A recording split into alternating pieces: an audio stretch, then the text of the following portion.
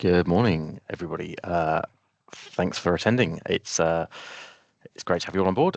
Today we've got a fairly short webinar on AI in terms of will AI help or hinder your business? Um, and what I want to do is I'm going to talk through some of the stuff that's going on, some of the stuff that's happening within the industry is all changing very, very quickly. Hopefully, give you some feeling as to how AI could help you. Also, say how AI could maybe help your competition. So you need to be mindful of that. Um, and then the key thing I'm going to do is I'm going to run you through quite a useful report that we have available that anybody who's here on this webinar can have a free copy of for their own business that will give you a bit of a ranking as to kind of risk and opportunity around AI. So there is a form that you can fill in to request this report. I think it should be appearing in the chat shortly. So do have a look, get yourself that filled in. There you go. Jess has just popped it in the chat for us. I'll mention it again when I show you the report in a little while, but please do go and fill that link in. That means I can generate a free report for you and get that sent over. Let's get started because we've got half an hour today, and I'd love to cover off as much as we can around this kind of part of the topic. I think there's a huge opportunity at the moment for businesses to take advantage of AI to get a competitive advantage over your competitors. What I will say, as this is a Teams webinar, you can hopefully see probably up there somewhere, or maybe up there, there'll be a Q&A button. If you hit that, you can pop messages in that become questions. That's the easiest way to ask questions. You can ask them in the chat, but they can get lost. So please do pop a question in the Q&A if you want to ask anything at all. I'll make sure we've got some time to cover those off towards the end. So this will be a fairly short session anyway, and it's primarily, I'm just going to kind of share my knowledge and do a bit of kind of brain dumping on you to give you an idea of what AI could do for you, and I say how it could help you, or potentially how it's a risk for your business. So the first thing I wanted to say was I spent last week, time's flying, last week in the States at a conference, very specifically kind of all around AI and what's happening in the industry, and there are some really really big changes that are going on. So many of you that are here on the webinar today are probably using AI in some way, shape, or form. I expect most of you will be using something like ChatGPT or Claude or Copilot. Those are the kind of the most common AI things that we see, and Gemini from Google as well, I should say. Um, and we're kind of almost classing that internally as what we would call kind of level one AI adoption. That's using a chatbot, chatting back and forth, and kind of grabbing answers out. Maybe using something like Copilot to generate documents. And great, it's a brilliant start. What we're seeing and what's coming along, there was some at this conference I was at, Microsoft had announced something called Microsoft Scout, which you potentially won't have heard of unless you're really keeping on top with what's going on. Microsoft Scout is Microsoft's always on AI companion. It's in what they call frontier mode at the moment, so it means that kind of only the top tier partners and kind of beta testers are able to get access to it at the moment, but it will become general availability, and we expect it to be kind of probably generally released before the end of the year. And what Scout will do is Scout is something that's going to sit there in the background, and it will have access to, a bit like Copilot for 365, it's going to have access to your emails, your calendar, everything. But it's an always on agent, and you can give it tasks to do and it will just go and do them. So you can tell it, for example, to manage my bookings. If I get emails in from Joe Blogs, make sure that those calendar appointments are always accepted. And if there's something in the place, then please go and reschedule that meeting. You can tell it to sit there and book flights. It basically becomes like an PA or an enterprise assistant for you that is there all the time. And this is where we see things going from kind of a personal view. The vision at this conference was that probably, within a year, most people within a business who are relatively technical, or at least have an acceptance of these things, will probably have an always-on assistant that's going to be there helping them. So things are moving at a pace. Things are moving very, very quickly. And this is why I wanted to kind of run this topic today, to talk about whether AI is going to help or hinder your business, because we are talking to clients at the moment. And for those of you that are on the webinar that are OneFix clients, we've just started really kind of offering more AI consultancy as part of our service stack. So again, love to have a chat with you if you've got particular challenges. But what you're able to do, really kind of using AI and being smart, is to look at how you can optimize your business. So how you can take workflows, processes, manual processes, or even digital processes where there's lots of steps and things going on, and maybe things are a bit rough around the edges, and you can turn this into a fully repeatable and automated workflow. So this is initially what we would call kind of level 2 AI, and this is where we start to see some real value being added in terms of what businesses can do to take AI and move forwards with it. Internally, we've done a huge amount of work, and our vision at OneFix is we need to become we need to become customer zero. We need to be the first people that are using all the tools and doing it right. So we've got a lot of work of things that are going on behind the scenes that probably, as a customer, maybe aren't customer facing, but we have things now that kind of automatically read what someone logs as a support ticket, works out kind of the priority of that, the urgency, classifies that in a correct way. That used to be a human task, and it was subjective. Now it's an AI task, and there's a whole set of guidelines around that, and it's not subjective anymore. The AI will determine what's in the ticket and work out what the priority should be. In the same way, we have lots of workflows and tools in the background that route things to the right places, give them to the right people, all this kind of stuff. So that's what we're doing internally, and that's where we've seen huge improvements over and above just having a human doing this stuff. And this is where there's huge opportunity within your businesses to have a look and see what tasks are happening, what things are either repeatable or what things are being dealt with by different people, and where do those things lie. So what we're seeing a big impact from AI on service delivery models and the speed of change and adoption. So where you sit and where you carry some risk at the moment is AI is leveling things up. So one of the things we're seeing a huge amount of usage for AI, and where it's really effective is in terms of coding. So some of you may have heard the term vibe coding. Vibe coding is essentially the ability for somebody who's never been a programmer, has never written a piece of software, to use a tool, type in what they want to build, and have the tool build it for them using AI. And this has really come on leaps and bounds in the last year. And what we're seeing now is internal resources within businesses generating their own applications. So we're seeing HR teams building out their own internal HR applications or their own line of business applications for the business. And where this becomes a real kind of opportunity is that speed of change, that ability for you to take things and adapt and take processes and move forward to move quicker. But where it's a real risk for you is around obviously your competitors being able to do this before you do. And there is a risk here, I guess, of what we call FOMO, fear of missing out. We're seeing a lot of kind of people talking about this and feeling they need to be doing something with AI, even if they don't know what that looks like. So I think you have to be a little bit careful around that, but there is this huge opportunity to say move forwards. But also with the competition, there is also the possibility now of businesses where you could be in an industry where your business has taken you, I don't know, 5 or 10 years to build up to where you're at. You've built all the processes, you've kind of built all the things you need to do to run your business. Someone can now come along using these AI tools and replicate that incredibly quickly. Excuse me. So it's been called a democratization of skills, because AI is letting people do heavy lifting in things that they didn't necessarily know that they could do before. But it does produce a huge risk. So where we see that with other things, for example, if you look at an industry like taxi drivers, for example, a taxi driver is a huge high risk industry. We've already seen kind of Uber come in and they don't own any taxis, they just run the routing. But their dream is to own the driverless cars, and that's where they're going. So they see them, they will take the human out of the loop. So if your skill set is driving taxis, you're potentially going to be looking for another job in the next sort of five or so years. We're already seeing it in the States with driverless cars. Excuse me, apologies. So this is where we need to sort of assess your industry and decide whether you're potentially are looking at a risk. So this is partly what I wanted to demo to you and talk about. So we at OneFix, as part and parcel of being able to kind of assess this and risk assess this for people, we've built out a tool. We've built out actually a platform. We're offering it as a kind of a standalone service. Something called AI Risks, and what AI Risks does is it will assess the business.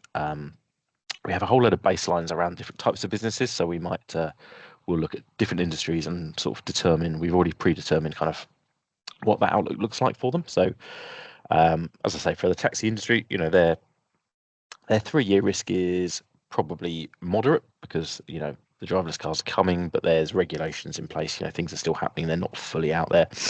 The 5 to 10 year picture is looking, not so rosy for them, unfortunately. They're, robotics and AI and smart technology is going to come along and kind of it's going to take their living and it's going to take their work away. Same, for example, if you're Language translator is a prime example. Again, that industry is already being decimated. So the short-term risk is high, the long-term risk is even higher. The opportunity there is actually for them is also quite high, because if you are running a kind of a language translation business, you really do have an opportunity very quickly to pivot and do AI translation, but your customers are also potentially using these tools. So I'm going to share my screen and I'm going to show you what these risk reports look like, because this is what we can generate for you, and I'm going to show you a report that we've built for ourselves. So I'm not sharing anything that's kind of private data, and I'll talk you through what this report looks like. And I say, if you fill in the form that's in the chat, we'll generate one of these for you, and you can understand how your business looks. But so hopefully this will share, and you'll be able to see my screen. So I just want to talk you through kind of what this report looks like, because this is what you'll receive from filling out the form.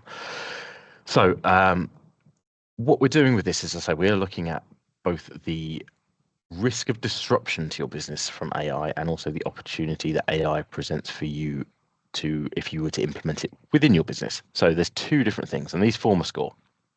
So this is kind of the red, amber, green part of the report here. So what you'll see when you get your copy of the report, you'll see your company name. Obviously, you'll see the information as to your website, where you are, if you've provided that to us. This part here is quite important. So sector, we have about 120 sectors that we've benchmarked, and we've kind of pre-baked a risk score. And then what the system does is, when it takes your company, it'll go off, it'll do some discovery, it'll look across the internet, look at your website, it'll understand what your business does, which sector you're in, and then the baseline score that we have can be adjusted up or down based on what the system finds out about what you're currently doing, the kind of things you're posting about, what you're working on. If you've got things on your website, talk about what you're currently doing with AI. Obviously, your opportunity score may reduce because actually there's less opportunity, but your risk score may also reduce. So the system is smart and it will work this out. If you do request a report and you find that the sector is completely wrong, do let me know. So we do have about 120 sectors benchmarked. There are some types of businesses that fall outside of a sector that we have a benchmark for, so the system will pick the next nearest thing. So if it is wrong, obviously I need to know that and I can adjust that for you. But essentially, this is what you'll get. So you will get an overall score now, and then you'll get an opportunity, risk score, and then these 4 boxes here. I'm going to start off just talking through these risk scores. So what we do is we look at an outlook for your business. So we look at your business and we understand, what does your risk of disruption of your business look like over the next 3 years from AI? So it's basically, are the machines going to come and take your business away from you? And so for us in our managed services, there's a fairly low risk. We're doing a lot of customer centric stuff. It's a 2 out of 10. Then we look at that pattern over the 5 years, 7 years, and 10 years. And as you can see, our risk profile increases over the period. So 10-year, our risk is 5 out of 10, and I'll show you in the report why that is.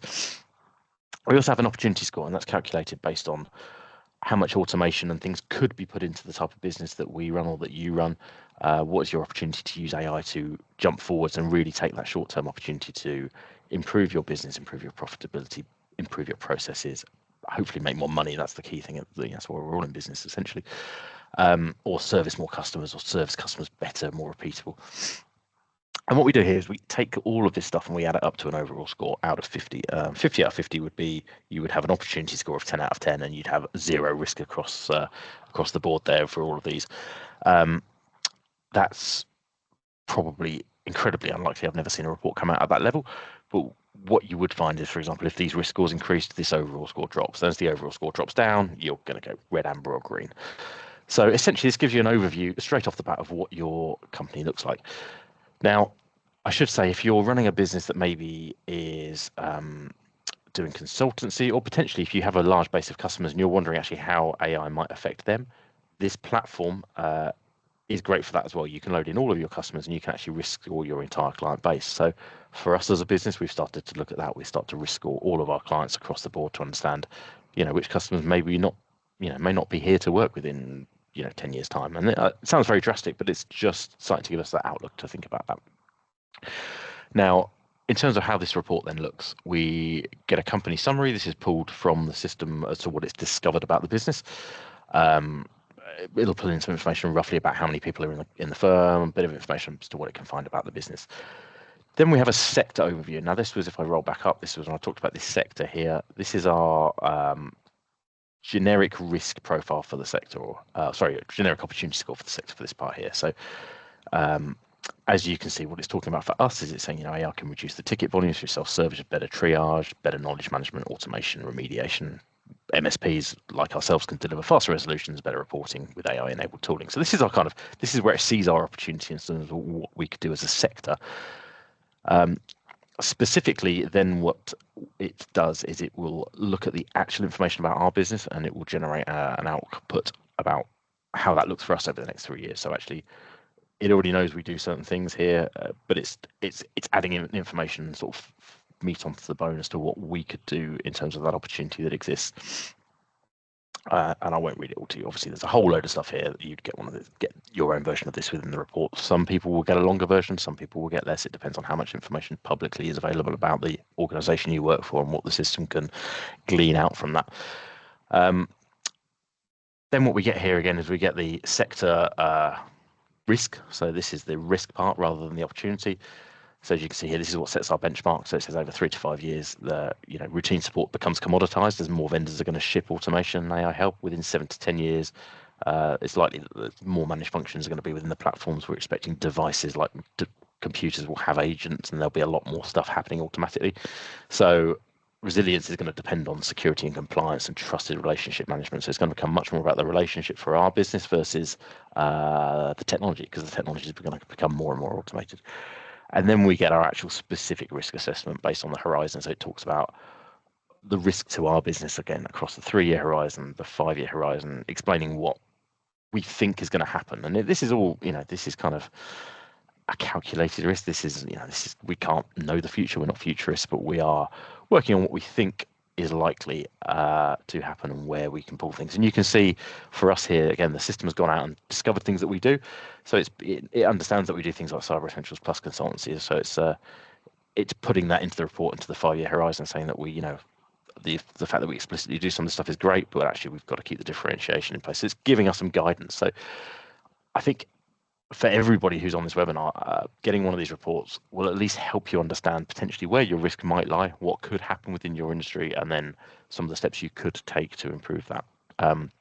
So I would encourage you to fill out that form that we've got and get that filled in, get your copy of the report.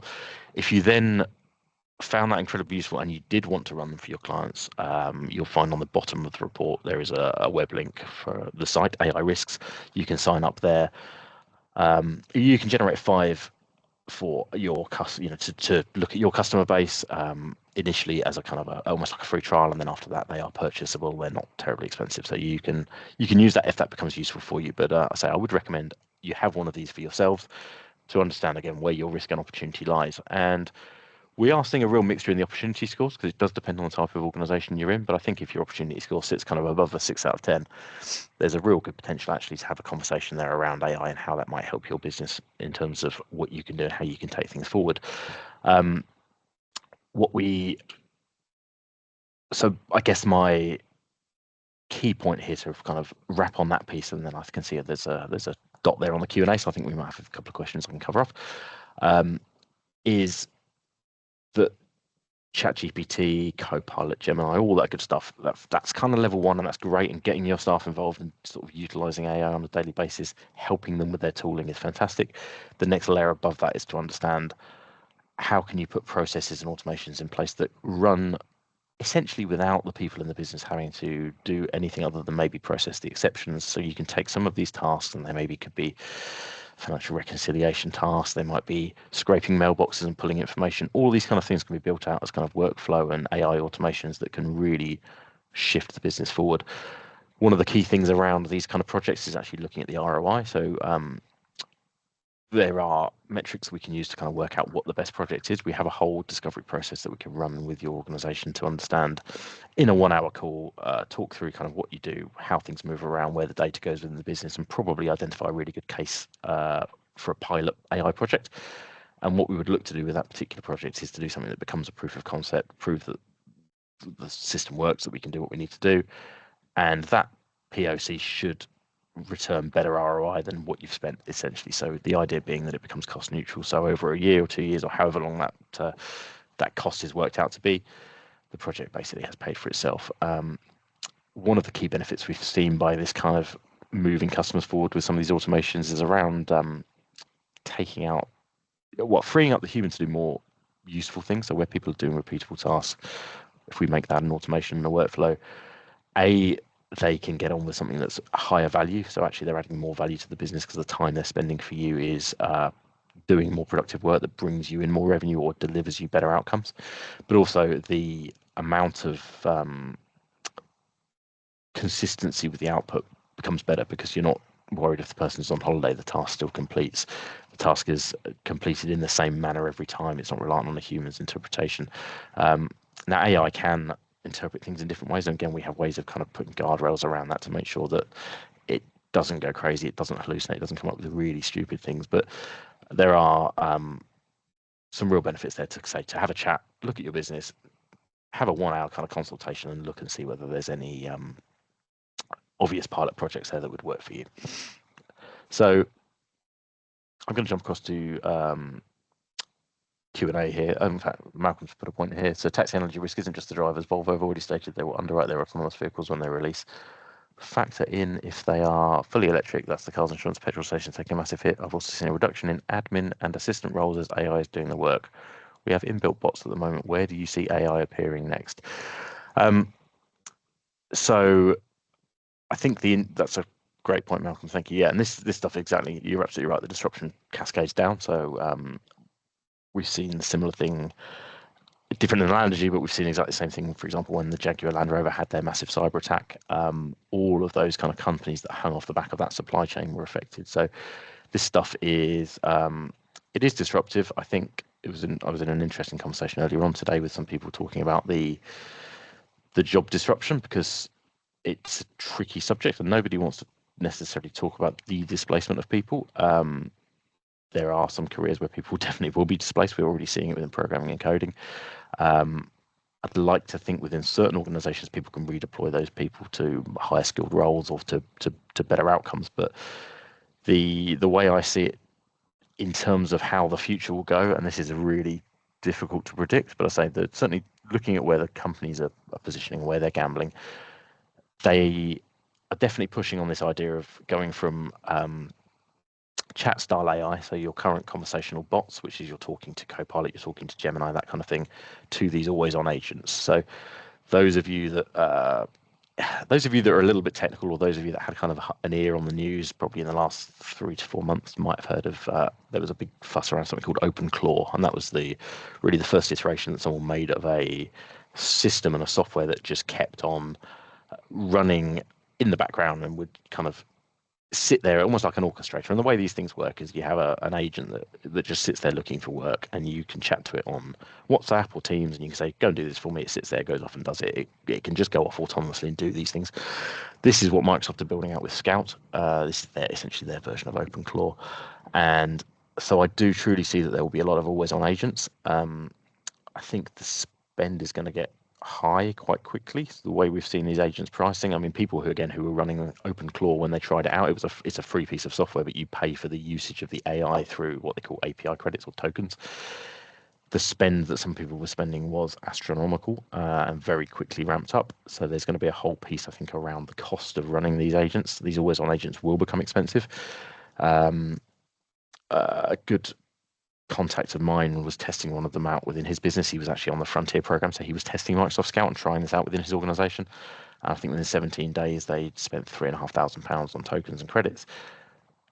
But on the flip side, he figured that the work that they were getting out of this was the equivalent of 2 people. So yes, you have a high cost, but you have a trade-off of, I guess, that you're not recruiting to do that. So yeah, I see it appearing as kind of always on agents being the next big step. Eventually, I think within the next kind of 2 to 3 years, we'll probably get to the stage where we hit the kind of level where these things are smart enough that they've got essentially true general intelligence, and then that's when things get kind of scary or interesting, depending on which way you look at it. I think, but we've seen the pace of change. For those of you that have been playing around with this stuff for a few years, the iterative improvements. I mean, month on month, this stuff's getting more and more powerful. It's moving quicker and quicker. So, I think. Yeah, it's going to be a really interesting few years. I also worry about the potential disruption to certain businesses and organizations. I certainly wouldn't want to be kind of off to college at the moment trying to work out what I want to go and study, because I think it's going to be very, very tricky. Maybe manual skill tasks might be the way to go for people that are looking for a job at the moment. Different question now from Lynette. We're ISO 9001 certified. Would we have to rewrite our processes and policies if it touches any element? That's an interesting point and a good point. You have to control the governance around the AI side of things. So this is, again, that Microsoft's kind of had a big play around this, and the reason, again, they're going down this scout route, and the reason that they've also announced something else, and without getting too technical, they've announced a product called Agent 365, and this allows the control and monitoring of Microsoft Copilot agents, and doing these things within enterprise environments, so doing these things within something like Copilot or the Microsoft ecosystem rather than just ChatGPT, means that you can put guardrails around the way these systems access the data. So Microsoft's thought around this, and I can see exactly where they're going, is their play is that they are locking this stuff down to a user and an Entra ID. So that means that eventually your always on agent becomes the equivalent of a human in terms of it has the same data access permissions as whatever you actually give it to do. Whereas at the moment, your controls around that are what you upload and what you don't upload into the AI system. So going forwards over the next sort of 6 months, the governance around this will be that you'll be able to lock down and control the person the agent like you would a true person. So you'll give them permissions and access to your files, but you would need to make sure that your controls mention that data, or again, what you're processing it, how you're processing it, where it's being processed. There are definitely challenges, again, we're seeing around at the moment from Microsoft around the fact they've enabled some of these agents, like they brought in Claude as a back-end system. Previously, it was all just OpenAI.